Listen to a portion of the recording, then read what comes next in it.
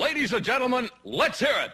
How do you feel? We're mad in hell, and we're not going to take this anymore. Starring the mad prophet of the airways, Howard Dealer.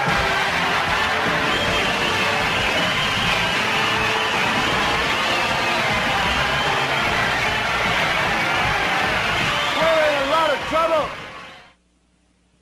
because you people and 62 million other Americans are listening to me right now, because less than 3% of you people read books, because less than 15% of you read newspapers, because the only truth you know is what you get over this tube. Right now, there is an entire generation that never knew anything that didn't come out of this tube. This tube is the gospel, the ultimate revelation. This tube can make or break presidents, popes, prime ministers. This tube is the most awesome goddamn force in the whole godless world. And woe is us if it ever falls into the hands of the wrong people.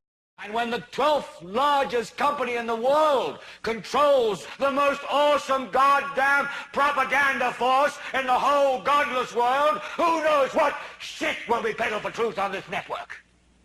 So you listen to me. Listen to me. Television is not the truth. Television is a goddamn amusement park. Television is a circus, a carnival, a traveling troupe of acrobats, storytellers, dancers, singers, jugglers, sideshow freaks, lion tamers, and football players. We're in the boredom-killing business. So if you want the truth, go to God. Go to your gurus. Go to yourselves, because that's the only place you're ever going to find any real truth. But man, you're never going to get any truth from us. We'll tell you anything you want to hear. We lie like hell. We'll tell you that Kojak always gets the killer, and that nobody ever gets cancer in Archie Bunker's house. And no matter how much trouble the hero is in, don't worry, just look at your watch. At the end of the hour, he's going to win. We'll tell you any shit you want to hear. We deal in illusions, man. None of it is true. But you people sit there day after day, night after night, all ages, colors, creeds. We're all you know. You're beginning to believe the illusions we're spinning here. You're beginning to think that the tube is reality and that your own lives are unreal. You do whatever the tube tells you. You dress like the tube. You eat like the tube. You raise your children like the tube. You even think like the tube. This is mass madness, you maniacs. In God's name, you people are the real thing. We are the illusion.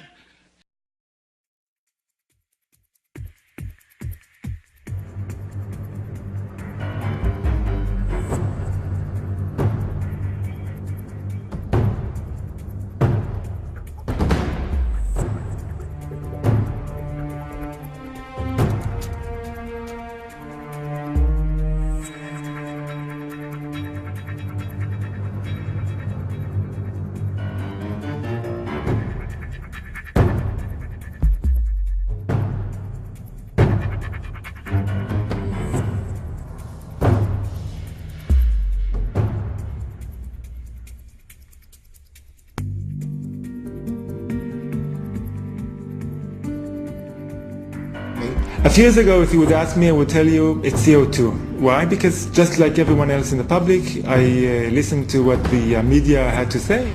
When people say we don't believe in global warming, I say, no, I believe in global warming. I don't believe that human CO2 is causing that warming. Need to discuss the possible pricing of CO2. The IPCC is the world's top 1,500 or 2,500 scientists. You look at the bibliographies of the people and it's simply not true. There are quite a number of non-scientists. And to build the number up to 2,500, they have to start taking reviewers and government people and so on, anyone who ever came close to them. And none of them are asked to agree. Many of them disagree. Those people who are specialists but don't agree with the polemic and resign, and there have been a number that I know of, they are simply put on the author list and become part of this 2,500 of the world's top scientists. People have decided you have to convince other people that since no scientist disagrees, you shouldn't disagree either. But that, whenever you hear that in science, that's pure propaganda.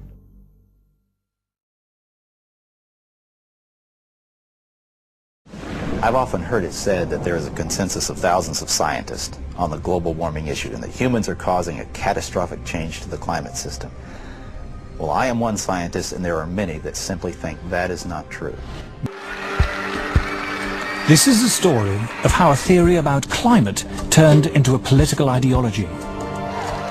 See, I don't even like to call it the environmental movement anymore, because really it is a political activist movement, and they have become hugely influential at a global level. It is the story of the distortion of a whole area of science. Climate scientists need there to be a problem in order to get funding. We have a vested interest in creating panic, because then money will flow to climate science. There's one thing you shouldn't say, and that is, this might not be a problem. It is the story of how a political campaign turned into a bureaucratic bandwagon. Fact of the matter is that tens of thousands of jobs depend upon global warming right now. It's a big business. It's become a great industry in itself. And if the whole global warming farrago collapsed, there'd be an awful lot of people out of jobs and looking for work. This is a story of censorship and intimidation. I have seen and heard their spitting fury at anybody who might disagree with them, which is not the scientific way. The global warming story is a cautionary tale of how a media scare became the defining idea of a generation. The whole global warming business has become like a religion. And people who disagree are called heretics. I'm a heretic. The makers of this program are all heretics.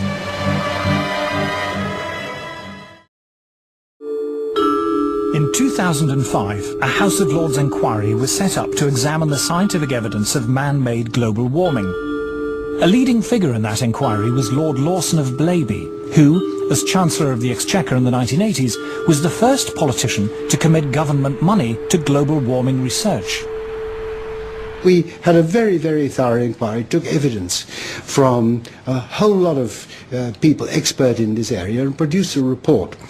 What surprised me was to discover how weak and uncertain the science was. In fact, there are more and more thoughtful people, some of them a little bit frightened to come out in the open, but who quietly, privately, and some of them publicly, are saying, hang on, wait a minute, this simply doesn't add up. We are told that the Earth's climate is changing. But the Earth's climate is always changing. In Earth's long history, there have been countless periods when it was much warmer and much cooler than it is today, when much of the world was covered by tropical forests, or else vast ice sheets. The climate has always changed, and changed without any help from us humans.